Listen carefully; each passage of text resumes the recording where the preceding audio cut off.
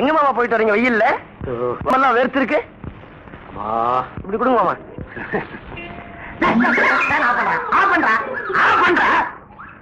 Current bill என்னடா உங்க அப்பா ஆகட்டுமா? உங்க அக்காவை கல்யாணம் பண்ண அன்னைக்கு வாங்கின பேனு உங்க அக்கா பழசாயிட்டா. இது பழசாகல. காரணம் இதை நான் போடவே இல்லை. இதெல்லாம் ஒரு அழகுக்கு தாண்டா நான் வாங்கி வச்சிருக்கிறேன். போடா போய் விசில் எடுத்தோப்பா. அப்படியா மாமா? அறிவு கட்டவன் பேனை போடுறானே, நானே போட்டதில்ல.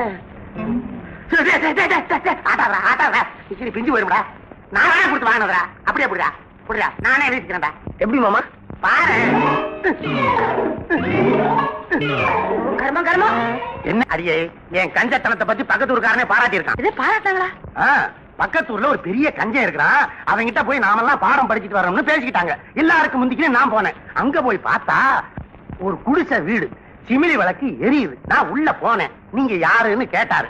உங்ககிட்ட பாடம் கத்துக்கிற வந்திருக்கிறேன்னு சொன்னேன். உட்காருங்கன்னு சொல்லிட்டு பொசுக்குன்னு விளக்க நினைச்சிட்டாரு.